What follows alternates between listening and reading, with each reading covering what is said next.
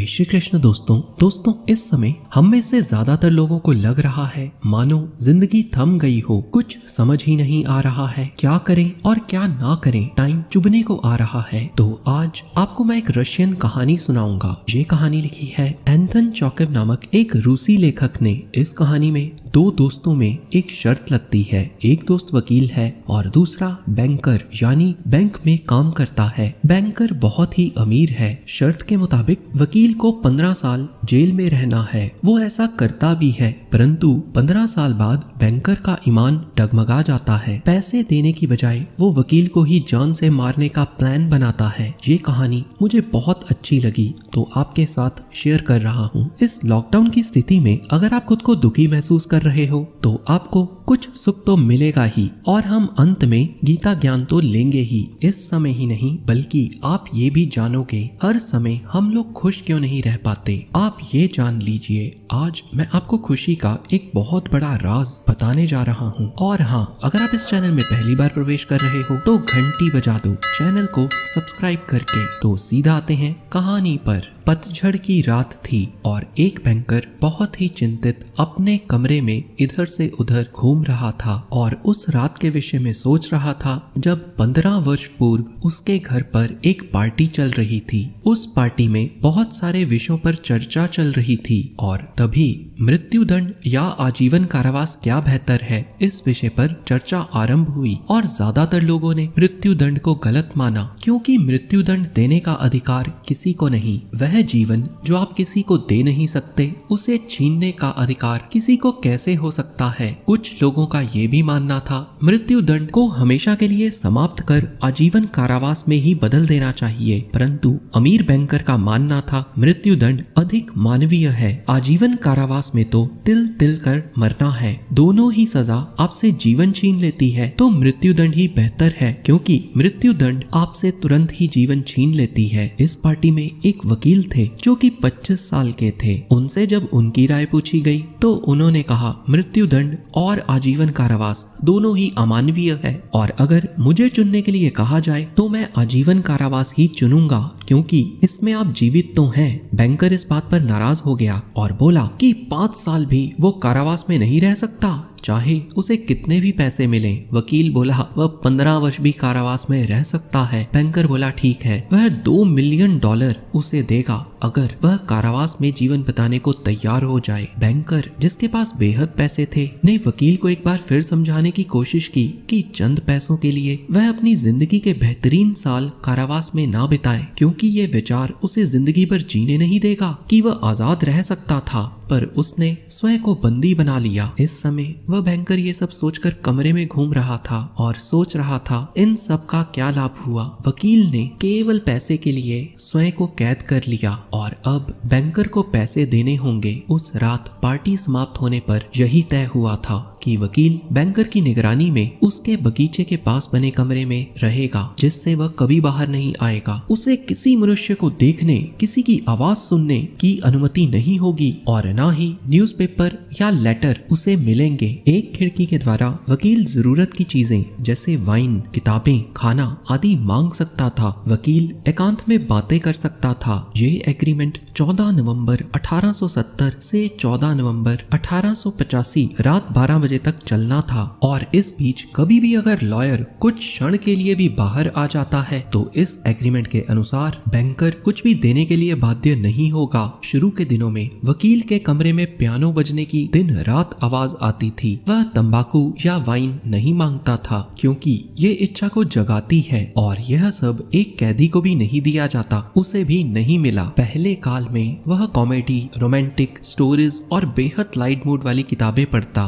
फिर दूसरे काल में उसने केवल क्लासिक पढ़ना शुरू किया और पियानो की आवाज भी पहले से कम आने लगी। 5वें साल से पियानो की आवाज फिर से आने लगी और उसने वाइन मांगी। फिर उसके बाद उसने बुक्स मंगवानी बंद कर दी। वह रात भर बैठकर कुछ लिखता रहता और सुबह उसे फाड़कर फेंक देता। उसके रोने की आवाज भी कभी कभी आती। 6 साल बीत जाने के बाद उसने अलग अलग भाषा सीखना शुरू किया और फिलॉसफी और हिस्ट्री की किताबें पढ़ना शुरू किया। इन किताबों को पढ़ने में उसकी रुचि ऐसी जागी कि अगले 4 सालों में उसने करीब 600 किताबें पढ़ डाली। फिर बैंकर को एक नोट मिला जिसमें लिखा था कि वो ये नोट 6 अलग अलग भाषाओं में लिख रहा है और वो चाहता है कि इसे माहिरों से पढ़ाया जाए। अगर इसमें एक भी गलती ना निकले तो गार्डन में एक हवाई फायर करवाया जाए। ये हवाई फायर एक संकेत होगा कि वकील की कोशिश बेकार नहीं गई, वकील की ये इच्छा पूरी की गई। 10वें साल में उसने केवल एक ही धार्मिक किताब को पढ़ा। बैंकर हैरान था कि इतनी छोटी सी किताब पढ़ने में इतना समय कैसे लग सकता है। आखिर के सालों में उसने बहुत सी किताबें पढ़ी और आज बैंकर सोच रहा था कि कल 12 बजे कारावास खत्म हो जाएगा और उसे वकील को $2 मिलियन देने होंगे। अब एक और समस्या थी। बैंकर जो कि 15 साल पहले एक बहुत अमीर आदमी था, उसके पास अब कुछ भी नहीं बचा था। वह जुए और शराब में अपना सब कुछ गवा चुका था और आज वह एक बेहद लाचार और सामान्य जीवन जीने वाला इंसान था। बैंकर खुद को कोसने लगा कि कल वकील छूट जाएगा, काश वकील मर जाए तो उसको पैसे नहीं देने पड़ेंगे। और इसके उलट अगर वकील नहीं मरता है तो बैंकर की यह सबसे बड़ी हार होगी। बैंकर हर क्षण देखेगा कैसे वकील बैंकर के पैसों से ऐशो आराम का जीवन व्यतीत कर रहा है। यह जीवन का एक सत्य है। मनुष्य अपने दुखों से कम दुखी होता है, दूसरों के सुखों से अधिक दुखी होता है। ऐसे ही विचार बैंकर के मन में चल रहे थे और रात के 3 बज गए। बाहर वर्षा हो रही थी। चौकीदार भी शायद कहीं सोने चले गया। हवा की साए साए में कुछ भी सुनाई नहीं दे रहा था। बैंकर ने सोचा, अगर मुझे अपना आने वाला जीवन सुंदर बनाना है तो वकील को मरना ही होगा। वह ओवरकोट पहनकर बिना कोई आवाज किए उस कमरे में चाबी लेकर बाहर निकला जो पिछले 15 वर्षों से बंद था। रात बहुत गहरी थी। माचिस जलाकर उसने उस कमरे की बंद की हुई सील को देखा जो कि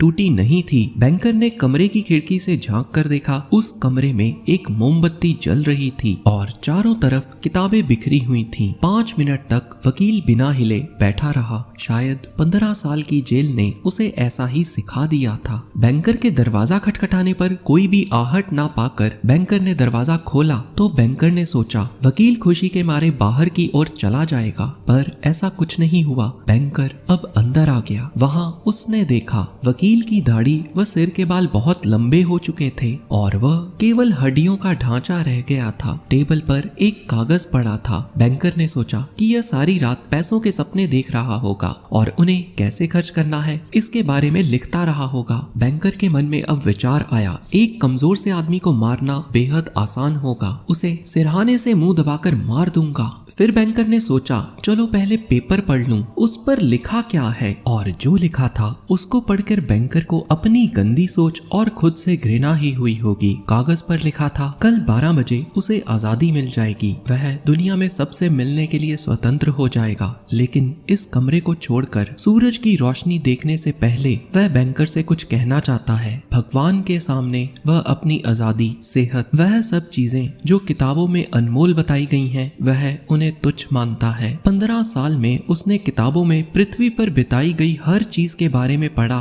चाहे उसने कुछ भी देखा नहीं, लेकिन किताबों के माध्यम से उसने शराब की गंध, बादलों की सुंदरता, फूलों की महक, खूबसूरत औरतों के प्यार को कविता के द्वारा महसूस किया। इन किताबों के द्वारा उसने पहाड़ की चोटी पर खड़े होकर सूर्य उदय को भी देखा और समुद्र की लहरों में डूबते सूरज को भी देखा। उसने लहरों की आवाज सुनी, पक्षियों की चहचहाहट भी सुनी। इन किताबों का सारा ज्ञान उसके दिमाग में समा गया है और वह जीवन के सत्य को जान गया है। दुनिया की हर माया, विजडम यानी बुद्धिमत्ता को केवल मृग तृष्णा मानता है। वह जान गया है आज तुम स्वयं को बहुत समझदार मानते हो, पर यह सब मृग तृष्णा है। अब यहाँ मृग तृष्णा का अर्थ भी जान लेते हैं। मृग तृष्णा का अर्थ है हिरन की प्यास। असल में हिरन के खुद के शरीर से एक सुगंध आती है और हिरन पूरी उम्र खोजता रहता है ये सुगंध कहाँ से आ रही है, जबकि प्यास के लिए हिरन को बाहर खोजने की आवश्यकता नहीं है,